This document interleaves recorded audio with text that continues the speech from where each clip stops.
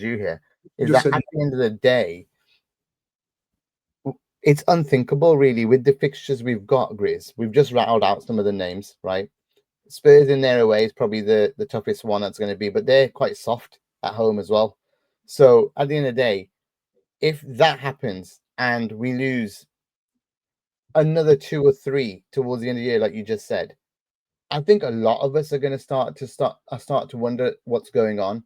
But I think he'll get the transfer window, or at least the club will probably say that they're gonna just back him for this window to see if he can turn it around. Because I don't think Liverpool are halfway through the season type of sacking type of team. But then again, if you're not even going to be in the Champions League spots, that ruins everything for the club in terms of how they plan the next few windows. you You know, say that, right?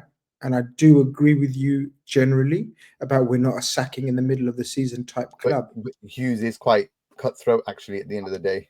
Exactly. And extreme situations ask for extreme measures. And I'd Mm, say, like Sumit said, if there's 7, 8 defeats by December, January, in my opinion, that's extreme situation. mm. I don't know what you Yeah, think. because you could be 10, 15 points behind the Champions League spots, forget the Premier League title, at that point. And that's where the worry is. Like right now, if you go to the table, it's probably not so bad for Champions League spots. What? Yeah, we're right, and it's level with Spurs. We're level with Spurs. Basically, there's 5 clubs on 18, but Yeah, yeah. also Everton have got 15 points, and we've got 18. Couple of losses and a couple of Everton wins. We're down in 13th. All of a No, sudden, it's very fragile at the moment in terms of league positions, points, and the table. Apart from Arsenal, possibly Man City, if you want to put them in there. and let's be honest, Arsenal are about to lose Gabriel for a little bit of a while. It looks like. I honestly, Gags, with all due respect, Well, no, it's good for City. I'm not saying it's good for us, mate. I don't want to even like honestly. You know what they say in it: get your own house in order first. And our house is at the moment is looking shambolic, Gags. So obviously the next question is, how do we fix this, man? Where do we start? Do we start from the conservatory? Do we start from the attic? Do we start from the loft? Basement's the We place start. to go, mate. Roots. Go to the basement. We've got to start from there, right at the bottom, work our way upwards at the end of the day. I think the first thing he needs to do is if okay, now hopefully the players are coming back. Hopefully Frimpong's going to be back. Hopefully Isak's going to be back, right? So now he'd have his full squad. Yeah. Hopefully. Apart from Leone, hopefully everybody, Allison as well. So hopefully back after the break. So once he's got all these players back, he needs to decide, is this formation the right formation for him? Because obviously we have plenty of evidence to say that it's not now. Correct? Yeah. No matter what he does, how he plays, only against a team that wants to play football out the back, like a Madrid, like a Villa, are going to lose to us and get heavily dominated and pressed. If they want to play it long, we're going to struggle. And we're about to play plenty of teams that are about to play it long. So what does he do? And how does he go about it? He doesn't have a third centre back to go even 3 at the back or try something out and load it up there. He has plenty of depth on wing back because that's what he bloody bought. Wing backs. He didn't buy full backs. He bought bloody wing backs. So could he go to a 3? I don't know, 3-3-3-1. I don't know what he wants to do, but how he's going to do it, what he's going to play, 3-5-2, a variant of it, I just do not know. I know that's one of the discussion points we were going to have. Is a formation change going to happen? He tries the box. The box isn't going to work. He goes to City, who should be like a Villa and a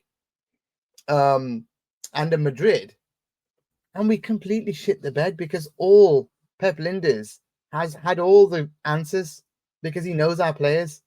The first thing he did was he clogged up Van Dijk and Robertson from getting the ball because they're the ones that are going to progress. And he put everybody, just let Ibu have it. Just let the worst passer in the defense have it. The guy was kicking the ball out into touch like it was rugby, man. You know what I mean? That's what he was doing, Ibu. After that, though, what he did was he made sure he played players that just boxed off the midfield, just had so many people in there. So Ibu couldn't even go into midfield. He had to keep going long. We don't have players that are going to collect the ball in long. We didn't play Gakpo. Ekatika doesn't hold it up very well, or he wasn't that day. So no one was there to pick those long balls up. It was, and he didn't change it, Grizz. That's the worry from everybody, was he didn't think we should change it. Yeah, we were unlucky. 2 goals deflected, really. Haaland's header was a deflection. The second goal was deflected. We got one bad decision that the Premier League panel have now said should have stood. Yes, it was a bad day, but let's be honest. Even at 1-1, the way we were playing, do you think we'd have won that game? Game state does change things, but we were awful. We didn't turn up. Two things can be true at the same time. I think you can be unlucky, but you can also be crap. Sorry, you can also be crap as well. I think we were. I thought we were crap and unlucky. And unlucky, yeah. And which means you lose 3-0 in a game of football. Basically, when you're crap and you're unlucky, you lose 3-0. That's what happens. I couldn't say that we would have won that game. I couldn't say to anyone with my hand on my heart, even if we scored that equalizer, and it is unjust. It was a bad decision. Would we have won? I don't know. I just don't think we were very good. There's no I don't know. We wouldn't have won. That's not the point. The point is we were in a situation where we were unlucky and we were awful. And as a combination, we got the result that we did. And we should bring it back to Slot, where you're saying, what's going to happen with this? Like, he has to show that he's willing to adapt and change. Now, Isak was on the bench, didn't even give him 10 minutes. If someone's on the bench, it signals to me that they can play some minutes. Okay? That's what it signals to me, because then they shouldn't be on the bench otherwise. Somebody else should have been on there that could come on the pitch. Yeah. And so that's just not showing the right, he's just not got any ideas at the moment. It doesn't feel like he's got any ideas, Grizz. And I think that's the worrying part. That's the worrying part. Yeah. Where for me, that's worrying. Sort of, he hasn't any idea of changing, or plans of changing, or suggestions of changing. Whereas last season, he was full of change. What's caused the difference? So I think he had a more flexible squad last season. I think we let go of way too many players this season as well. For example, I think I was saying to you, we should have bought a couple more, and everybody was like, why are you so greedy, Gags? You said you need a couple more. So I did really feel like we missed that energetic bully of a winger, because Mo's not a bully anymore. And we missed out on that proper centre-back that can play at any time, right? And I know he was going for it. Last day, we should have got Gehi in. Guess what? It's one of those sliding doors moments. Had Gehi gone through on the last day of the season, we might be having a very different season, because he could actually play a 3 at the back when we're in possession, and then out of possession it could go. Sorry, yeah, it's one of those things. Out of possession it goes to 4-4-2, back 4 again. Gehi go at left back or something. I don't know, but the point is, he could have played a 3 if he wanted to, if Gehi was there, and added a bit more structure. And then the 2 fullbacks don't have to be so defensive minded. They can be wing backs. Mo could be more central, behind a striker with Wirtz instead, and have a solid midfield that doesn't move so much. Doesn't have to be, in the attack.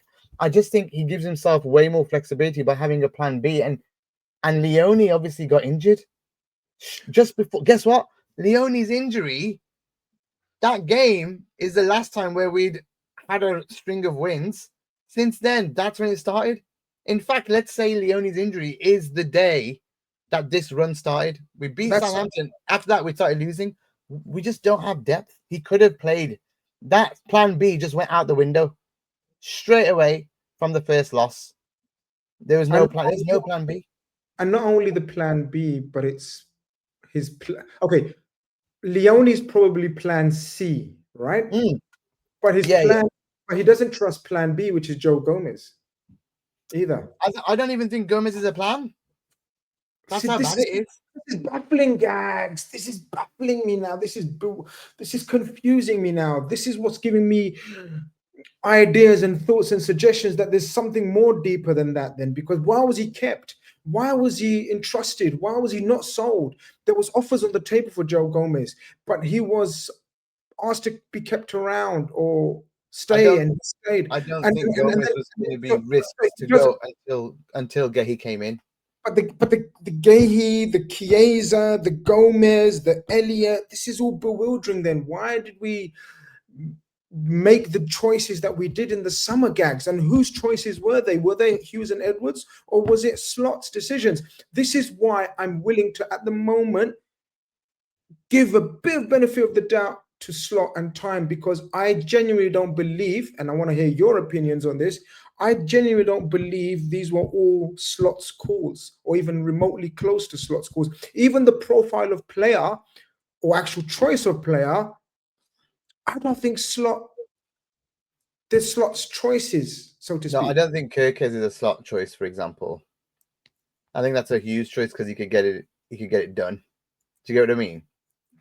I don't even think if Semenyo is a target, I don't even think that'll be a Slot choice. I think that'll be another Hughes one that he could just get in. You know, I do agree with you. I'm not sure Slot has much power because they agreed at the start that we're not getting the manager in, we're getting a head coach in, and the general manager and the director of football runs the football club. And I think you're seeing a little bit of disconnect between what the squad needs and, was Wirtz even a Slot choice? Was Isak even a Slot choice? Because none of them look like they fit his style of play.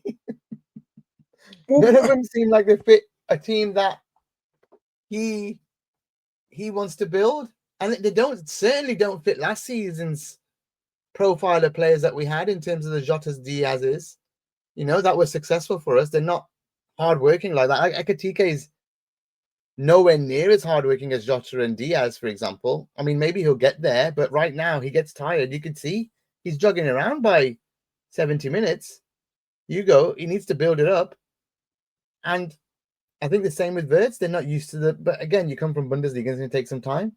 But someone like Bobby, when he came, I think he worked hard from day one. Just he was played out on the left by Brendan. Klopp came in, played him perfectly.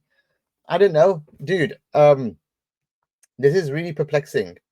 The players are all great. I actually think none of them will be failures in the long run. I think they'll all end up being a hit for us. But he needs to get the right formation to fit them. And if he's missing a couple of players, he needs to scream and shout about it and not just say, "Oh, I'll just let Hughes do it." Do you think he's that type? I think he is. I hope so. He needs to fight for his career. I think he's slightly different to Klopp. I think him being the vociferous Dutchman, opinionated Dutchman that he seems to be so far in press conferences, is quite outlandish and quite outspoken. If he starts feeling the strain and pressure, which I think he already is probably, I think he will make noises. I mean, I don't know if that would be healthy for the scenario, for the situation, but he will be. He will be. I really hope. I really hope it does. I mean, let's be honest, Jamrock. The start of the season when we were in, what is his style of play? Last season was very much one-touch football and a lot of pressing until we got found out with it. And let's be honest, in pre-season, there was a couple of games where we were putting some incredible moves together, and it just looked like this team's going to be sick. It's going to be really good. And I agree with Nems as well. We're going to come good. We will. But he does need to think, and Captain Sol also agreed that I like all our signings, can't hate any of them. I think they're all good players. He just needs to find a way to got an Irish fan there with all the flags. Well done. I think I don't know how he's going to do it, but he needs to fit a way. He's got to find a way for us to fit. And maybe that three at the back is something he needs to do, but he needs to find a centre back first in Jan. Now there's a link to this Dortmund guy. What's his name? Schlotterbeck. Yeah. So look, I think it's fair to say we need to make changes, and we need to probably need to make them in January, right? Matty's paid us some more to say, if Slot is on holiday now, then I'm Slot out. No, I don't think he'll be on holiday, and then we'll I definitely. think he's learned his lesson, and he's got okay, Matt. Thanks again, Matt. Really appreciate it. There won't be any pictures of him in sort of seen in IBs or whatever. Changes, transfers, urgent. January suddenly becomes an urgent window as opposed to in the past be seen as a opportunistic window. No, it's urgent. It's an urgent window now. Surgical now. What is the urgent surgery needed? I think we both should say at the same time after 3, 1, 2, 3, center defender. Yeah, defender. Yeah. I think also it depends on how he wants to play. You know, like if he is going to go 3 at the back, then even a couple of CBs is a good idea because of Leone.